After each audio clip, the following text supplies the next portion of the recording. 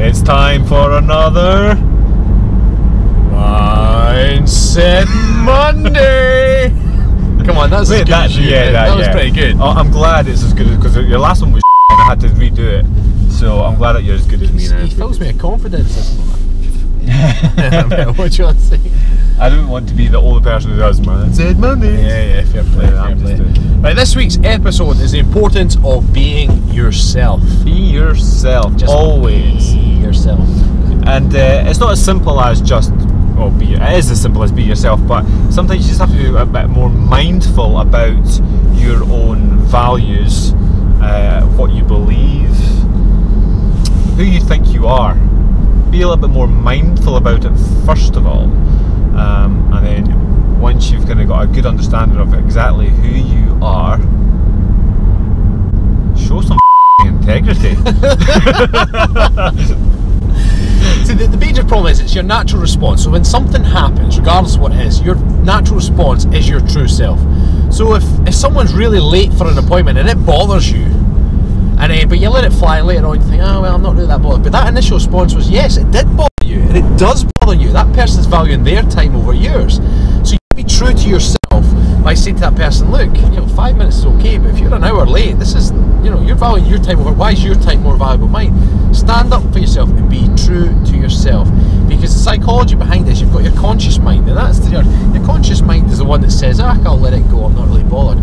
But your unconscious mind, which is your true self, it won't let it go, and it'll eat away at you inside. And it will literally create stress within the body. Your subconscious mind, your autonomic nervous system is affected. You'll have higher levels of cortisol and other different stress hormones going through your body, and ultimately it will have negative effects on your body. I mean, what you've got to think of as well is, like, when something like that bothers you your unconscious mind, and you don't address it, but it eats away at you, and you end up taking it out on someone else, and then later on you might work out like, oh crikey, that was because I was annoyed at something earlier in the day. That's why you've got to be true to yourself and deal with that problem. Now, bearing in mind, this is easier said than done. Yeah, there's ways of doing it. You have to train yourself up this. And if I'm being 100% honest, I am not 100% there yet. No. I'm still working on this myself. But the more you are conscious of it, you become better and better and better at just addressing issues as and when they come up.